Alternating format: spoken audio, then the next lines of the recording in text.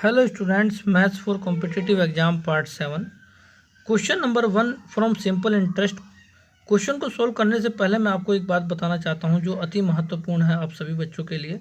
आप जितने भी ये साधारण ब्याज के क्वेश्चंस को सोल्व करते हैं, आप ध्यान कर लीजिए, जितने भी साधारण ब्याज के प्रश्न हैं ये सभी प्रश्न जो हैं आपके प्रॉफिट एंड लॉस से ही डिपेंड है। ये जो फार्मूला बना है ये प्रॉफिट एंड लॉस का ही फार्मूला कहलाता है।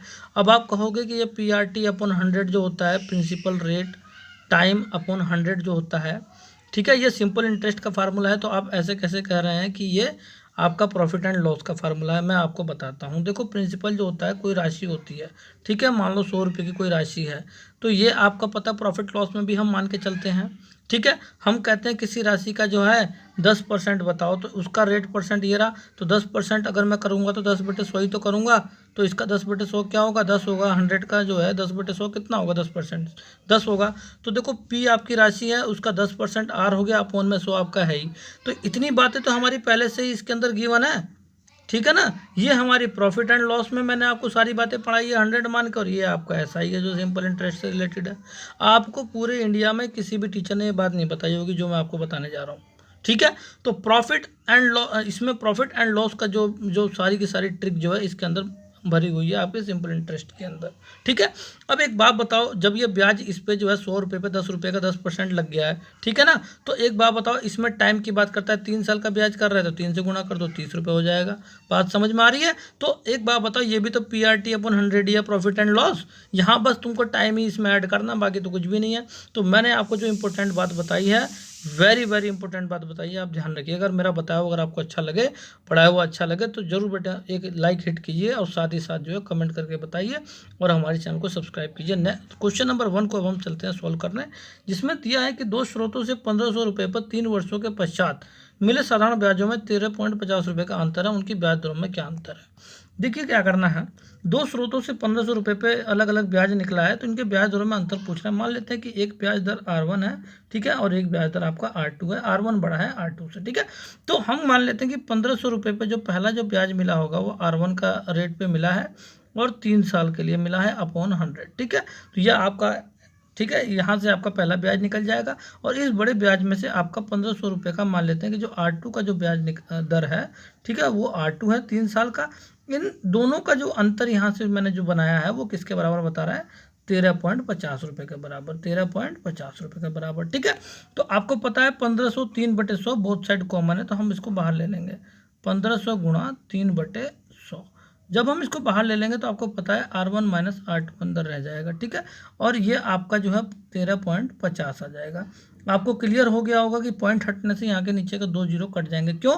क्योंकि पॉइंट हटते ही उसके नीचे 2 जीरो आ जाएगा 100 बन के, और उस 100 से नीचे वाला 100 कट जाता है, आमने सामने का 100 कट जाते हैं। उम्मीद करता हूँ आपको क्वेश्चन समझ में आया होगा, बिल्कुल भी कन्फ्यूजन होने की जरूरत नहीं है। देखो, जीरो से सामने वाला जीरो कट गया, आपका बच्चा बेटे देखो 15 निम्मा 135, 15 दहाँ पे 150, 10 12 में 150 चला गया, इस 3 से 3 9 चला गया। आपको उम्मीद करता हूँ आपको क्वेश्चन समझ में आया होगा बेटे। आपकी जो वैल्यू बची है वो बची है आपकी, ऊपर कर देते हैं, R1 minus R2 equal to, ये बची है आपकी 3, और ये R1 माइनस R2 के साथ गुणा में जो 10 है वो अपोन में 10 आ जाएगा। जो अपोन में जो 10 हो जाएगा उसके जीरो हटने से 10 हटने से 0.3 बन जाएगा, जो आपका ऑप्शन नंबर डी आंसर है, 0.3%। उम्मीद करता हूँ आपको क्वेश्चन समझ में आया होगा। नेक्स्ट क्वेश्चन को बेटे सोल्व करते हैं। नेक्स्ट क्वेश्चन में गिवन है कि 10,000 रुपये की एक राशि का कुछ भाग 8% वार्षिक दर पर तथा शेष 10% वार्षिक दर पर उधार दिया जाता है। यदि औसत वार्षिक ब्याज 9.2% हो तो वे दोनों भाग क्रमशः क्या हैं। वेरी इंपॉर्टेंट क्वेश्चन है। देखो क्या कहता है कि 10,000 रुपये की राशि का कुछ भाग 8% की दर पर है। इसको चलिए हम सॉल्व करते हैं एलिगेशन के थ्रू।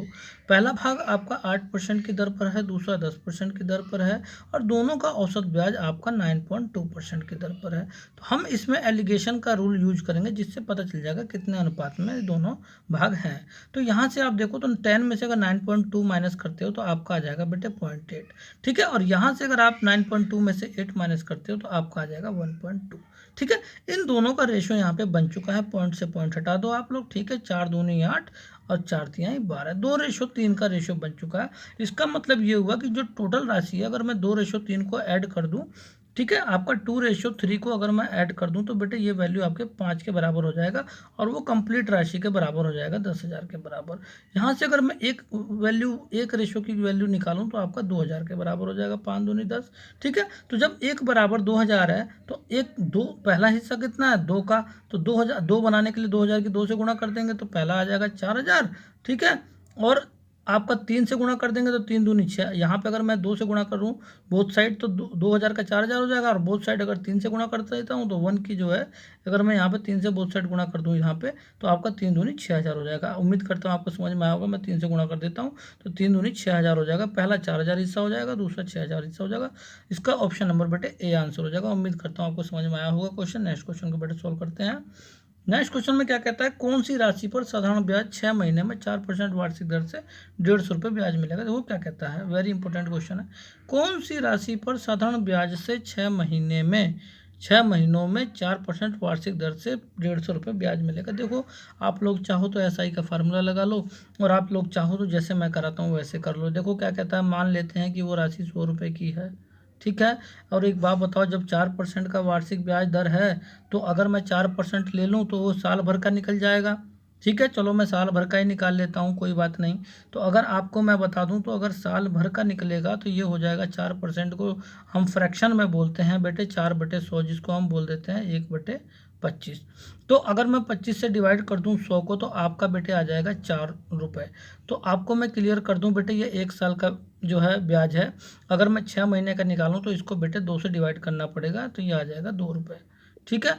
आप दूसरे तरीके से भी समझ सकते हो, आप चाहते तो इसको 2% बना देते तो 1/50 हो जाता, 2 डायरेक्ट आ जाता। ठीक है। आपको जैसा अच्छा लगता है वैसे कर लो, फार्मूला चाहते हो फार्मूला लगा लो, कोई प्रॉब्लम नहीं है। मैं कभी आप लोगों को ये नहीं कहूँगा कि फार्मूले का यूज मत करो, आपको बस स्पीड बनाना है, जैसा भी समझ में आता है वैसे कर लो। तो आपका 2 रुपये यहाँ से निकल गया ब्याज। एक बात बताओ, हमने जब 100 रुपये राशि मानी तो हमारा ब्याज कितने रुपए का आया, 2 रुपये का। ठीक है। और वो कहता है कि 150 रुपये का ब्याज मिलेगा, तो राशि कौन सी है। तो अगर मैं यहाँ पे 75 से गुणा कर दूँ ब्याज पे, तो यहाँ पे भी राशि में भी 75 से गुणा कर देंगे तो ब्याज मेरा 75 दूनी कितना हो चुका है, 150 रुपये का। ठीक है ना। तो उसकी बात हो गई, उसकी राशि के बराबर हो, उसकी ब्याज के बराबर हमारा ब्याज हो गया 2 रुपये का, जो है 150 रुपये के बराबर ब्याज हो चुका है। तो अब हमारी जो राशि जो 100 रुपये थी अब उसकी राशि के बराबर हो जाएगी। तो 75 की 100 से गुणा कर देंगे तो आ जाएगा 7500, जो ऑप्शन नंबर बी आंसर है। उम्मीद करता हूँ बेटे जरूर मेरा पढ़ाया हुआ आपको क्लियर हो गया होगा। नेक्स्ट क्वेश्चन को सॉल्व करते हैं। नेक्स्ट क्वेश्चन में क्या कहता है, आशीष 15,000 रुपये 12% वार्षिक दर पर एक दूसरी राशि 15% वार्षिक दर पर 2 वर्षों के लिए कर्ज लिया। यदि उसके द्वारा कुल 9,000 रुपये का साधारण ब्याज भुगतान किया गया हो तो उसने कुल कितनी राशि कर्ज लिया। एक काम करते हैं, देखो बेटे इस क्वेश्चन को सोल्व करते हैं। इसमें क्या कहता है कि जो 15,000 रुपये हैं वो 12% की दर पर लेता है और दूसरी को 15% दर पर 2 वर्षों के लिए लेता है। परसेंट चेंज हो गया, नहीं तो हम इसको डायरेक्ट भी सोल्व कर सकते थे शॉर्ट ट्रिक से, कोई बात नहीं। हम सिंपल तरीके से फार्मूला यूज कर लेंगे, उससे कोई प्रॉब्लम नहीं है। ठीक है। हम पहले 15,000 रुपये का 12% वार्षिक दर पर 2 वर्षों के लिए लेता है। ठीक है। इसके बाद कहता है दूसरी राशि को हम मान लेते हैं X रुपये लेता है 15% के हिसाब से 2 वर्षों पे।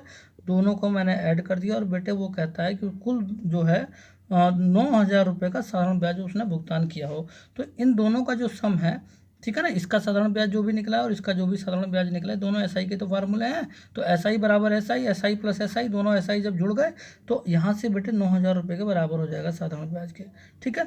कुल साधारण ब्याज के। तो कह रहा है उसने कुल कितनी राशि जो है कर्ज लिया था। तो देखो पहला तो 15,000 हमारा है ही, तो एक्स की वैल्यू फाइंड आउट कर दो, यहाँ से क्लियर हो जाएगा। देखो बेटे क्या करना है, 2 जीरो से 2 जीरो कट जाएगा और यहाँ पे आगे बढ़ते हैं। देखो क्या होता है, ये हो जाएगा बेटे 15 दूनी 30x, जिसको मैं क्या कह सकता हूँ, इसको मैं कह सकता हूँ 30x/100 को बोल सकता हूँ 3/10x। ठीक है।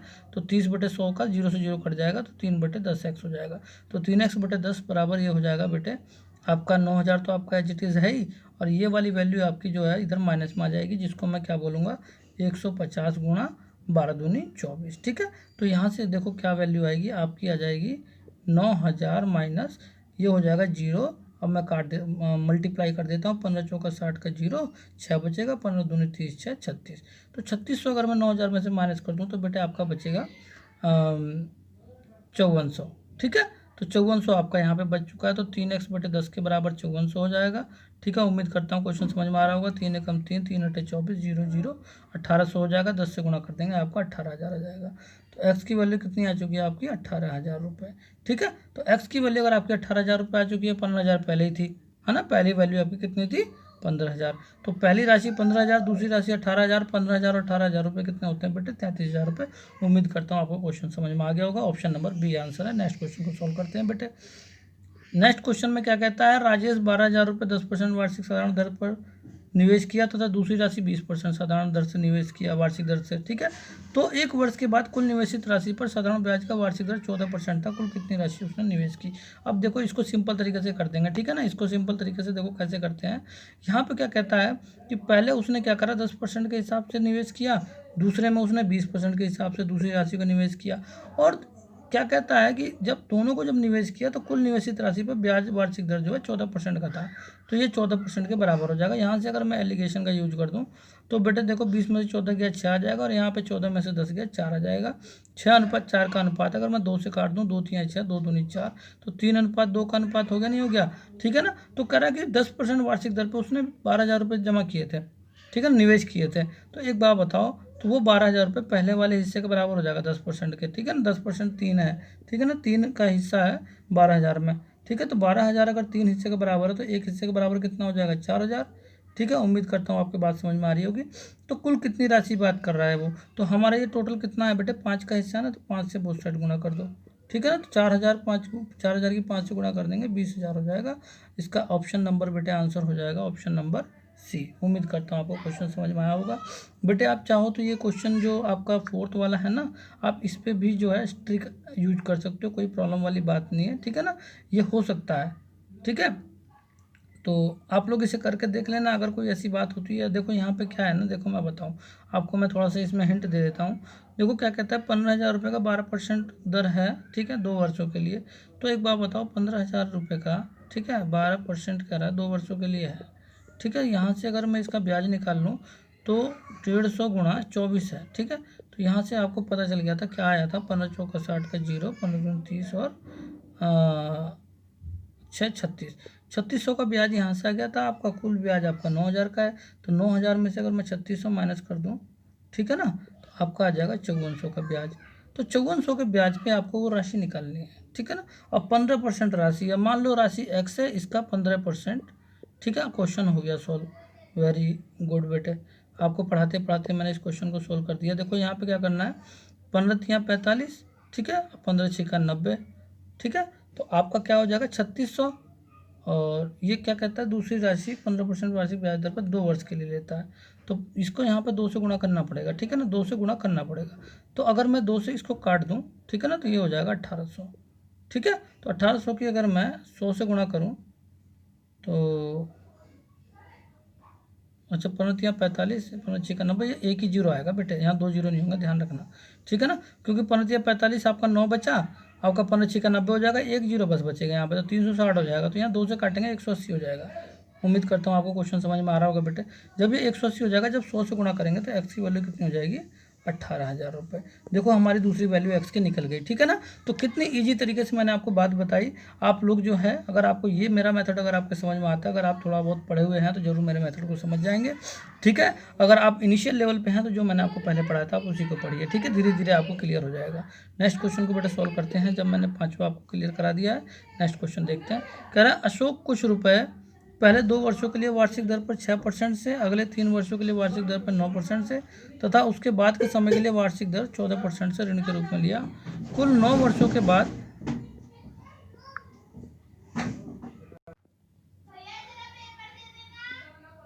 तो नेक्स्ट क्वेश्चन में क्या कहता है, क्वेश्चन नंबर 6 में कि अशोक कुछ रुपए पहले 2 वर्षों के लिए 6% से वार्षिक दर और अगले 3 वर्षों के लिए वार्षिक दर 9% से तथा उसके बाद के समय के लिए वार्षिक दर 14% से ऋण के रूप में लिया। तो कुल 9 वर्षों बाद वह साधारण ब्याज सहित कुल 23,400 रुपये का भुगतान किया। तो उसने कुल कितने रुपये ऋण लिया। मुझे नहीं पता कि उसने कितने रुपये का ऋण लिया, मैंने मान लिया कि 100 रुपये का जो है अशोक ने पहले ऋण लिया था। तो 2 वर्षों के लिए अगर उसने पहले लिया है तो 6% जो है 100 का वो 6 रुपये का हो जाएगा। तो अगर मैं 2 वर्षों के लिए बात करते हैं तो 2 से गुणा कर दूंगा, ठीक है। पहला ब्याज निकल गया 2 वर्षों का 100 रुपये पे। फिर अगले 3 वर्षों की बात करता है वो 9% से लेता है, तो 100 का 9% 9 ही होता है, ठीक है, 9 रुपये ही होते हैं। तो ये दूसरे रुपये जो है आपके 3 वर्षों का निकल गया उसका ब्याज। फिर इसी 100 रुपये पे जो बाकी समय जो बता रहा है टोटल 9 वर्ष थे, तो पहला 2 वर्ष हो गया, दूसरा 3 वर्ष हो गया, 5 वर्ष, आपके बचे कितने, 4 वर्ष का लोन। 4 वर्ष का जो उसने जो दर पे जो ब्याज देगा वो 14% पे है, ठीक है। तो 14 की 4 से गुणा कर देंगे तो ये टोटल आपका यहाँ से ब्याज निकल जाएगा 100 रुपये पे। ये हो जाएगा बेटे 6 दूनी 12, 9 तिहाई 27 और 14 चौका 56। तो आपका यहाँ से क्लियर हो जाएगा बेटे, ये हो जाएगा 7 2 9 1 10 5 15 का 5, कैरी 1 5 2 7 और 1 8 1 9, 95 रुपये का उसने ब्याज दे दिया। कह रहा है कि कुल 900 के बाद साधारण ब्याज सहित कुल 23,400 रुपये का भुगतान किया। तो देखो ये आपका मूल राशि है, ये आपका ब्याज है, दोनों को अगर मैं ऐड कर दूं तो 195 रुपये के बराबर हो जाएगा कुल ब्याज सहित। कह रहा है ना, तो मूल को मैंने ब्याज के साथ जोड़ दिया, मेरा तो ये आ गया टोटल, तो उसका जो है 23,400 के बराबर है, ठीक है ना, उसका 23,400 के बराबर है। तो कह रहा है कितने रुपए ऋण लिया था, तो मैंने तो 100 रुपये लिया था ऋण, तो मैं अगर यहाँ पे 100 बना दूँ 195 को तो मेरा आंसर आ जाएगा। तो या तो आप एक काम करो कि बेटे 100/195 बोथ साइड कर दो, और नहीं तो एक काम करो यहाँ पे 1 बना के फिर 100 से गुणा कर दो। चलो 1 बना लेते हैं, ज़्यादा ईजी हो जाएगा। देखो इसको क्या कर देते हैं बेटे, इसको सॉल्व करते हैं, तो ये आपका आंसर आएगा यहाँ से 5 से कर लेते हैं, तो ये हो जाएगा 5 तिहाई 15, 5 9 45, ठीक है, ठीक है ना। तो आपका इधर 5 से कर लेते हैं, तो 5 चौक 20, 3 बचेगा, 5 6 30, 5 8 40, 0 हो जाएगा, ठीक है ना। तो 39 से 13 का टेबल में आता है, 13 तिहाई 39, और इसको काट देते हैं, तो 13 तिहाई 39, और ये हो जाएगा 13 6 78 और 0 36 हो गया ना, तो 3 से काट देते हैं तो 120 हो जाएगा, ठीक है ना। तो 1 बराबर अगर 120 है तो 100 बराबर कितना हो जाएगा बेटे, 100 से गुणा कर दो। तो आपको पता है कि 120 का 100 से गुणा कर देंगे तो कितना हो जाएगा बेटे, 12,000। तो इसका ऑप्शन नंबर जो है बेटे डी ऑप्शन हो जाएगा। उम्मीद करता हूँ आपको क्वेश्चन समझ में आया होगा। कोई भी प्रॉब्लम हो तो कमेंट करके जरूर बताइएगा, मैं उसको जो है क्लियर करूँगा, आप लोगों को क्लियर करके बताऊँगा, ठीक है। नेक्स्ट क्वेश्चन को सोल्व करते हैं। करें, अरुण जयंत से कुछ राशि उधार लिया, पहले 4 वर्षों के लिए साधारण ब्याज दर 8% वार्षिक, अगले 6 वर्षों के लिए 10%, ठीक है, वार्षिक दर है, और उसके बाद के समय के लिए 12% वार्षिक दर था। जयंत 15 वर्षों के बाद कुल 12,160 रुपये का साधारण ब्याज अगर भुगतान किया हो, ठीक है ना, कुल 12,160 रुपये का साधारण ब्याज भुगतान किया हो, तो वो कितने रुपये उधार लिया था। देखो इस क्वेश्चन को भी हम उसी तरीके से सोल्व करेंगे। मैंने आपको पहले भी बताया था, साधारण ब्याज आपका जो कंप्लीट जो है ये आपका प्रॉफिट लॉस की तरह ही है, इसमें कोई भी साधारण ब्याज के फॉर्मूले की जरूरत भी नहीं है, ठीक है ना। तो यहाँ मान लेते हैं कि ये भी 100 रुपये का आपका हो जाएगा, ठीक है। तो साधारण ब्याज का फार्मूला और आपका प्रॉफिट लॉस का फार्मूला एक ही है, समझ में आ रही है बात आपको। एक तरह से आप उसको यही कह सकते हो कि प्रॉफिट लॉस का ही फार्मूला है। तो मैंने मान लिया 100 रुपये अरुण ने जो है जैन से उधार लिया था, तो पहले 4 वर्षों के लिए उसने 8% का वार्षिक दर दिया है, तो 8% का 8 रुपये हो जाता है, तो 4 वर्षों के इतने रुपये हो गए उसके। फिर अगले 6 वर्षों के लिए 10% के हिसाब से 10 रुपये हो गए 100 रुपये पे, ठीक है। फिर ये टोटल पैसे हो रहे हैं 6 वर्षों के लिए 60 रुपये हो जाएंगे ना, 10 रुपये के हिसाब से 10%, तो फिर 12% का 12 रुपये हो गया इसका, और कितना समय के लिए, टोटल 15 वर्ष बता रहा है, तो पहला 4 और 6 कितने हो गए थे, 10, तो आपका यहाँ पे कितना बच गया, आपका बच गया है 5, ठीक है ना, 5 साल जो है आपका बच गया है। तो ये 12% के जो दर है इसमें 12 रुपये का 5 साल का टोटल यहाँ से आपका निकल जाएगा ब्याज। तो अगर मैं इन सभी ब्याज को ऐड कर दूँ तो 8 चौक 32 और प्लस 6 दाँव पे 60 रुपये और प्लस 12 पंजे 60 रुपये। तो यहाँ पे ब्याज बेटे 120 और 32 152 रुपये का ब्याज आ गया, ठीक है। 100 रुपये पे 152 रुपये का ब्याज आ गया, और कह रहा है कि कुल इतने रुपये का साधारण ब्याज भुगतान किया हो। तो मेरा अब साधारण ब्याज जो है ना 152 रुपये, वो उसके 121.60 के बराबर हो चुका है, ठीक है ना। तो वो कह रहा है कितने रुपये उधार लिया था, तो वो उसने तो 100 रुपये उधार लिया था। तो यहाँ पे अगर मैं 100 बना दूँ 152 को तो मेरा आंसर आ जाएगा। तो या तो एक काम करते हैं, इसको काट के 1 बना के 100 से गुणा कर लो, ना तो सीधे जो है 100/152 बोथ साइड कर लो। देखो 100/152 करेंगे तब भी कटेगा, तो इससे बढ़िया 1 ही कर लेते हैं, 1 से 1 बना लेते हैं। तो 1 बनाने के लिए क्या करना पड़ेगा, देखो आपका इसको किस नंबर से काटा जाए तो क्लियर हो जाएगा। तो ये हो जाएगा